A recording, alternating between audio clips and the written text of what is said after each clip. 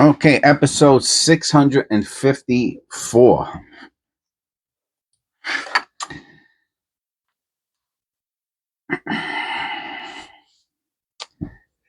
Don't have too many penny rolls. As you can see, only got a few more here on our penny reservoir. That's where I keep the pennies that I do from my penny roll hunts. I love this little tool. I think it's for cuticles.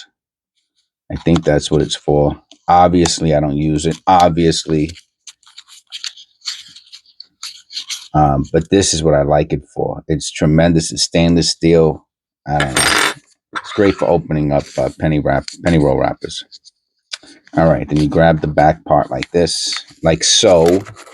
Ooh, look at all that copper! Look at all that copper we got here today. Oh, nice, man. Yeah, it might, we're lucky it's 10 copper. Remember what I said, the number. I always forget what number I say at the beginning of the video. The magic number today is 10. If there's 10 there, we did good. Donut, donut, donut, donut, donut, donut, donut. Jaws came out when I was a kid, and you had to watch it on Betamax. Betamax was the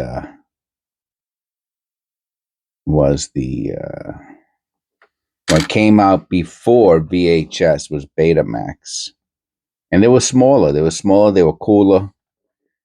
A lot of things were cooler before someone said, let's do it this way to make money and screw everything up. Betamax. And then as I got older, I think it was Jaws 3 in 3D.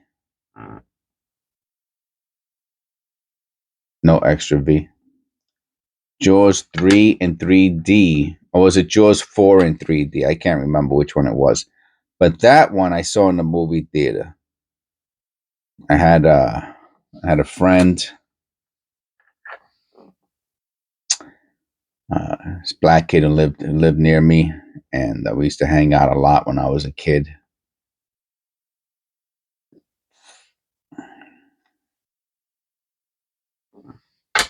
Copper paint number 1, and yeah, I had a lot of black friends when I was younger, and I mean I don't have. Matter of fact, my only friend right now is one of my black friends from my childhood. Shout out to James. I could tell stories about the crazy things we used to do when we were kids. We all lived in the same area in Park Slope, Brooklyn. And so anyway, and then they would always drag me to these places. That would, I mean, and I was a real naive type of kid. You know what I mean? I was just innocent. I never, for whatever reason, man, I was just an innocent kid. Talking about 12, 13 years old, 11, 12 as a child. Cop paint number 3. And they would take me to all these, air quotes, bad areas, and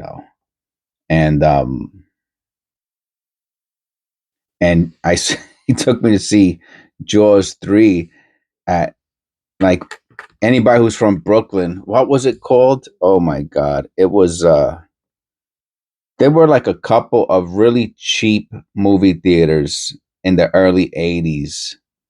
And one of them was in Sunset Park, and it was a total Animal House. I mean, there were gangs in there. It was not like you could get killed in this movie theater. And the other one was in what was the other one? I think the other one was close to Fulton. And again, another really, really bad movie theater. And you got, they actually had, it was the only time I've ever seen this. They had double features. You got the movie you were gonna see, um, and then there was a karate flick afterwards. It was crazy, man. Let me tell you, I went with them. I never went again. I went to both those places once, maybe twice. I can't remember, but I remember being really scared to death, man. Um, they dragged me to these places, and I was like, "All right, yeah, let's go. Well, I want to watch Jaws 3." And it was like, "Oh, look at, oh my, imagine if that." I have to look at that on the loop. Imagine if that was a letter. That would be just too awesome. Nah, it's a piece of clear something. Yeah, so it was like $3 during the week to watch a movie, and like I said, that's just a piece of clear. It's like syrup or something. Whatever. You know what I'm saying? Something clear. It's not metal, but we do got a nice 1959, and so I saw. That's the only one that I saw in the movie theaters was whatever the 3D ones was, and they gave you. Oh, that's pretty cool. They gave you the glasses, and people were screaming, man. It was, I'm telling you, man. Sorry, freaking Animal House, man. It was wild, man. The '80s were wild, wild, wild. There was a lot of gangs in New York during the '80s. People were getting killed all the time. Um, like wild stuff was going on in the '80s, man. Drugs were pretty big time, and yeah, I remember my father took me to see Scarface when I was like 13 years old. Whenever it came out, he took me to see it in the movie theater. What a beautiful 1971. That's just to show you what type of childhood I had, okay? My father took me to see Scarface. And let me tell you, that movie scared the living crap out of me, man. And I had nightmares forever. I mean, it was brutal. The part that I never forgot was when the dude took the cut the trees down, man. It freaking chopped off the guy's leg or something like that. It was crazy, man. Now I'm telling you, what. Let me see what year Scarface came out, and I'll tell you how old I was. All of this behind thinking about that movie with the shark, Jaws. All right, Scarface movie, 1983. I was I turned. It was the summer, so I was 11. I was 11 years old. He took me to see friggin' Scarface, 11 years old. I turned 12 in November, and I remember it was the summertime. And it could have been the spring. What Scarface movie came out what month? Just to be, I would really like to know. December? Well, let me tell you, back then things were different. When I mean things were different, like a movie would stay in the movie theaters for months, right? They didn't make movies like they do now every week, and then in 2 weeks you could download it or something. Back then, so it could have been the winter. It could have been the winter. Let me recorrect. Sorry, I was 12. Sorry, I wasn't 11. I was 12. Came out December '83, so I was 12. Just turned 12. And he took me to this movie theater, I think in Manhattan. Another dump. Is that hair? Or I gotta see what that is under the loop.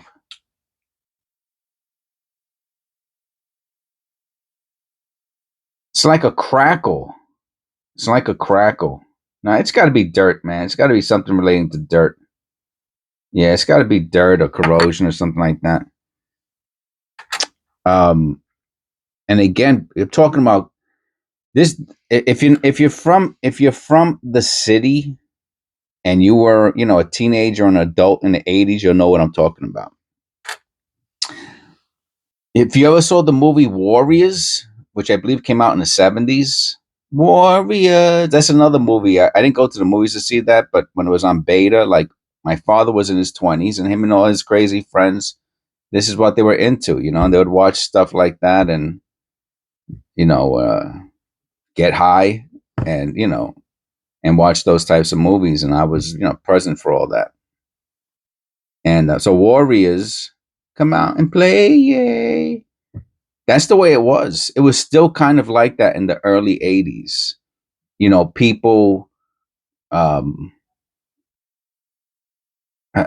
afros with the leather vests, with you're walking around with. They had these knives called 007s, and if you look up the 007 knife, the original, man, they're like freaking. It's like a butcher's knife, man. These people were walking around with them. It was crazy, man. It was not. It was a crazy, crazy time, man. I mean, the stories that happened, the things that happened in the building that I lived in were absolutely insane, man. Insane. People shooting at each other and people doing drugs in my hallway. It was nuts, man. It was all really, really pretty. It was a psychotic town.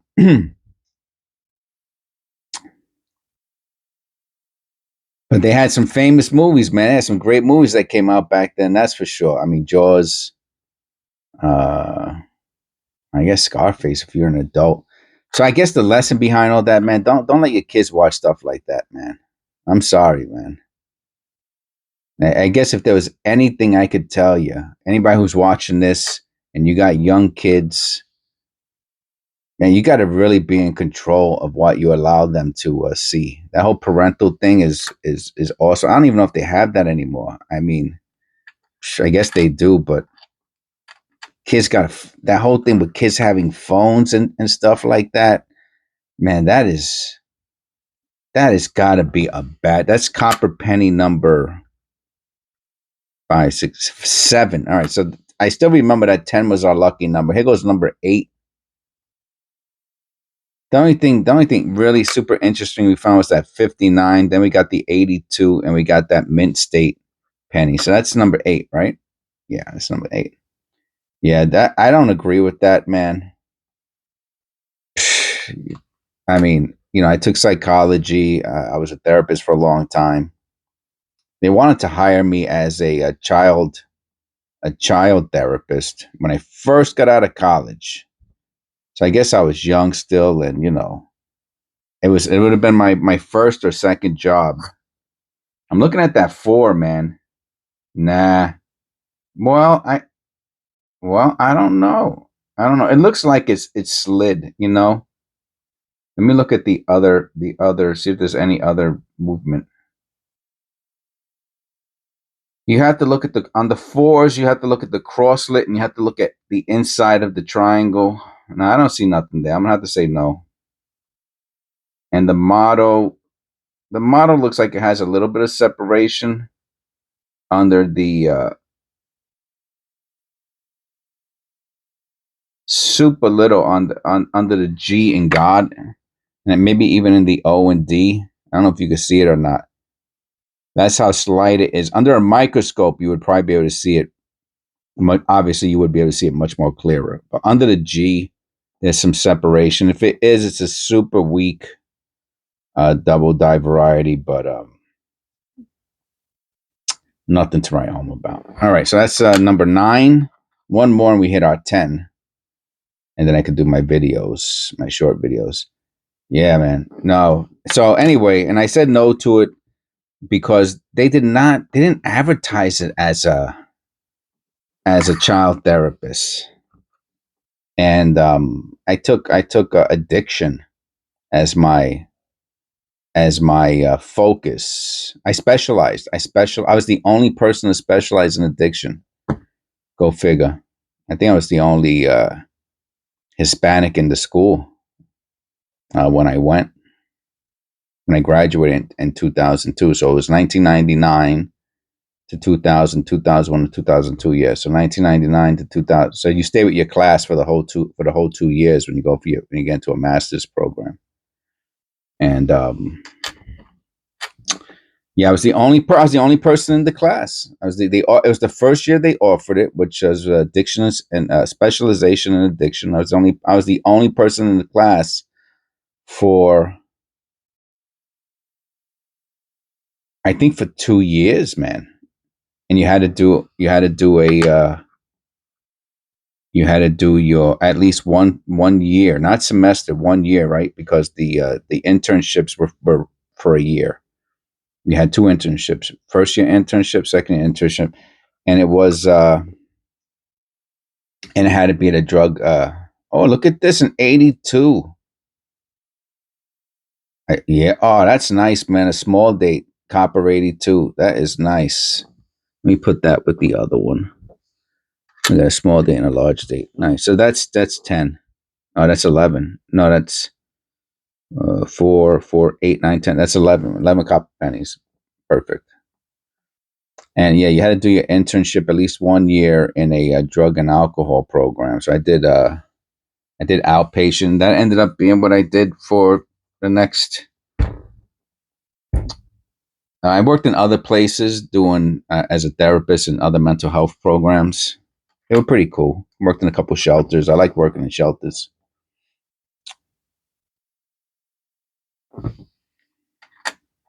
for whatever reason. And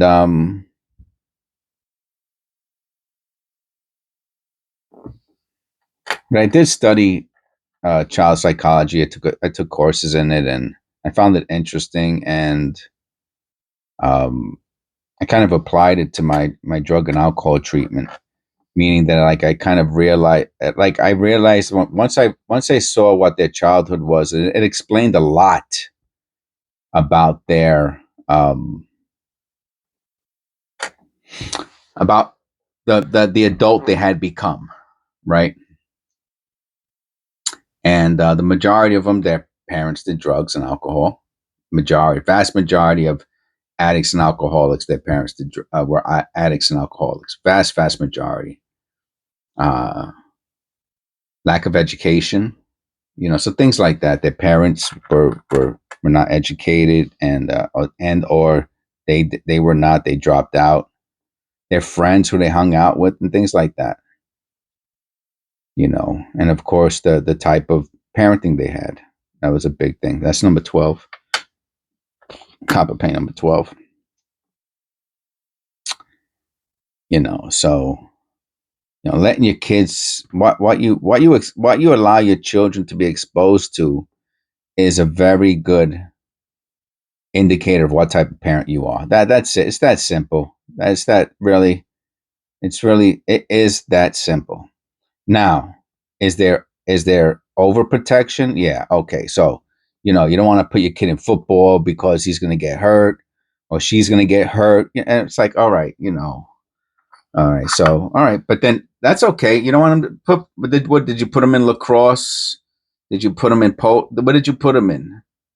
So if you put your kids in, if you don't want your kids to get hurt because they're in football, but then you don't put them in nothing, then that's not. Then that's BS. You know what I'm saying?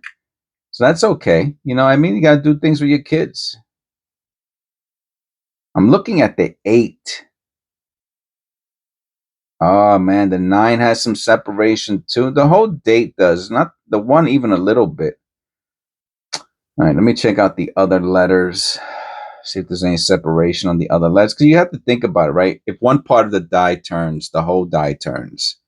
So the chances of there just being, it could be angled slightly on the second squeeze when they made the working die that makes the coin, right? They could squeeze it again for the image because they wanted to make it clearer. And then it could be moved slightly in one angle. Maybe you could have it in one area, not the other. But Man, that 8 is super and again, the 9 has separation. Let me look at the reverse real quick. Um,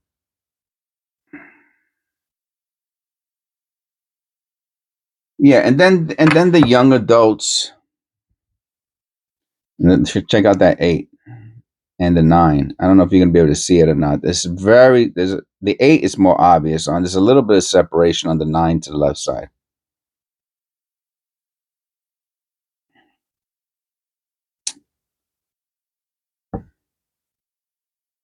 And then you knew the kids who were gonna be okay, right? Because they did something that they got in trouble on. Not that they appeared to have more of a high degree of probability of success. I don't know about this one. I probably not. I don't like the way it looks, to be honest with you. I don't think I could take a zoomed in picture of that 9 and be like, that's a double die. I don't think so. I think that's number 13, cop paint 13. Um, and a lot of them had two. A lot of the ones who appeared more adjusted, right? People who had problems with their parents were together. Like their home life appeared more balanced and well rounded. Some issues. They one kid he got hurt playing football. He broke something. And this was back. We're going back into the 90s when they were prescribing OxyContin and stuff like that, like maniacs, and they prescribed him those types of drugs for pain, and he got addicted. Um, just for an example, as it had nothing to do with his peers. He said his family was great. He loved everybody, and those are the real tough ones, man. Those are tough. And the parents didn't know. That's the problem with doctors. People respect them so much. Meanwhile, there's some of them that they're just doing it so they can get a vacation to Bermuda. You know what I mean? They'll prescribe whatever the pharmaceutical companies want just so that they can get extra money and presents and vouchers and so you got to is that the parents' fault? I mean, everything's the parents' fault. I'll be honest with you. Parents are the people who are responsible for the kids. Anything that happens to a kid is the parents' fault. I don't care what it is. You send something to school. Well, you know what? When if something happens to a kid in school, when they come home, I promise you that their whole way they behave has been changed, and they might be scared to talk about it. But something happened, and if that kid doesn't want to talk to the parents, you got to say why. Why doesn't the kid want to talk to the parents? You know, um, is a parent coming home too tired from their second job that they give the kid a pack of potato chips and don't say nothing to him. You get him from his babysitter or whoever the older sister or older sibling is watching the kid. He's playing video games. Anyway, I get on these different topics every day. I didn't want to talk. I really did not want to talk about the economy today. I've been doing it for the past few days, but yeah, sorry about that if I bummed anybody out. But I guess when it comes to like social services and addiction, mental health, a lot of that stuff is negative, in the sense of, people's and all that negative stuff goes back to childhood. That's the bottom line, you know. And it's one of the reasons why, if anyone said, "Oh, I want to go to therapy," I say, "Yeah, go to psychotherapy." Probably that would be my recommendation of all the different types of. And it's hard to find professional psychotherapists. I mean, they're around still, but a lot of people got into cognitive behavioral. Um, and other types of therapy that I can't think of right now. The psychotherapy is the one that takes you back to your childhood and helps you to resolve latent conflict. That means things that you're really not conscious of, and they don't do that in any of the other types of therapy. And the reason why most people don't do it is because a lot of insurances don't want to pay for psychotherapy. They want to pay for short. Psychotherapy is a long therapy, and really to heal the mind takes a long time. Cognitive behavioral. There's a bunch of them. Dialectical. Anyway, that's all I got for you today. I don't think I would be able to make a channel or do this type of stuff on a daily basis. A lot of my experience, even besides my childhood, which was pretty not so great, but a lot of my experiences were people I worked with, as a social worker, as a therapist. A lot of that stuff was super negative. A lot of people, died, clients, for various reasons. A lot of it was very negative. Some of it was positive. I would have to say the overwhelming portion of it was negative. It's good to do when you're young, and maybe to learn about what's really going on out there in the real world, especially if you lived a sheltered, a lot of, like, the school I went to was in like a really nice affluent area, and a lot of the people who were there, they were like, like, they had their own idea of what it was going to mean. They wanted to help people, I guess, because they came from more privileged lifestyles. So my master's program was one of the best experiences of my life. It was one of the first times I was around people like that on a regular basis, and it was just great, man. It was great. They wanted me to go straight from my PhD and keep me in the school. And I said no, and for whatever reason, I think I needed to get a job. I was broke my whole life, and I was like, I got to go out there and start making money, man. I actually had a job lined up before I even. I think I'm gonna have to tape this. This penny roll has a little split on it. I'm putting the zinc scents away. I'm afraid it's gonna break. I'm gonna put a little piece of tape over the top. Yeah, I never had a really decent paying job up to that point my whole life. I was like, nah, I got to go work, man. I need to make money. I wanted to do it later on. I got into a PhD program based on my GPA, which was 3.88, so it was very high. And but then I never did. It was so expensive. I was like, man, at that point I had like 60,000 in student loans, and I was like, nah, man, I can't do this either. I can't put on another. They were like, oh, it could take you 5 years, 6 years. And back then, early 2000s, it was like 25,000 a year for the PhD program. I was like, nah, man, I can't commit to that, man. And another 5, 6